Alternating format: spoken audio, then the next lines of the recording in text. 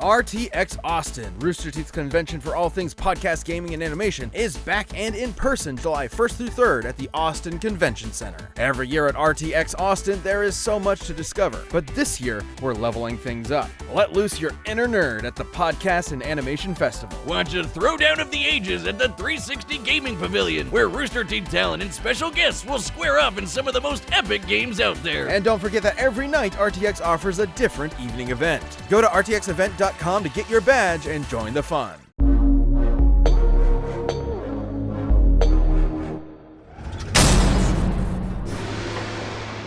There once was a mighty monkey warrior, born of a mystic stone from the energy of the sun and moon. Upon birth, he graciously bowed to the cardinal directions and shot lasers from his eyes! Strap in, folks, this one's a doozy! This monkey soon befriended a band of other primates, and rather narcissistically named himself their handsome monkey king. But after a few centuries of monkeying about, he got a taste of the dreaded midlife crisis! You see, the Monkey King was fierce and brave, yet he feared death. So he ventured to new lands in search of immortality. Turns out he'd find a lot of it. Training under the Taoist master Puti, he earned his first method of immortality, and a new name. He would be the Monkey Awakened to the Void, spoken as Sun Wukong. He also learned a bunch of magic.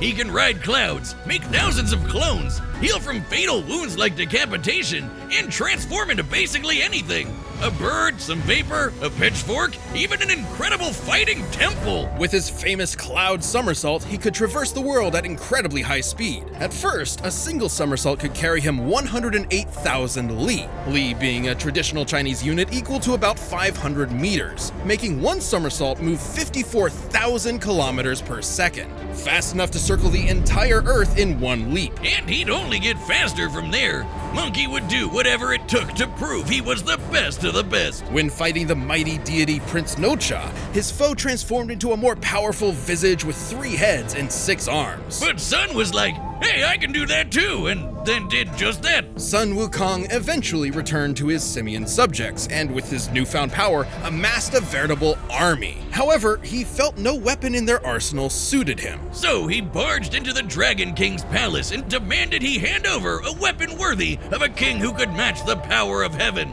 Yeah, Sun was pretty full of himself, but he wound up taking a pillar originally designed to measure the depths of the ocean. What seemed like a worthless rod to the Dragon King was actually the perfect weapon for Wukong. Weighing nearly 8 tons, the Rui Jingu Bang can change size at his whim.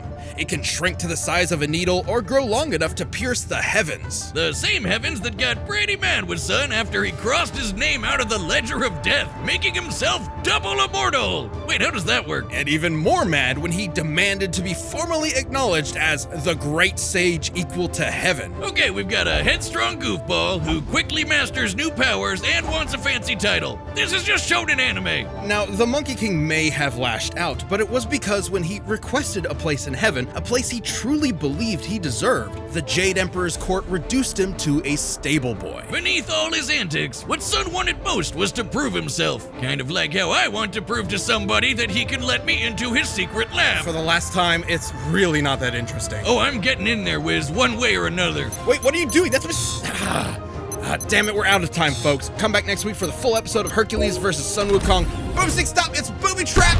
There it is. Ow!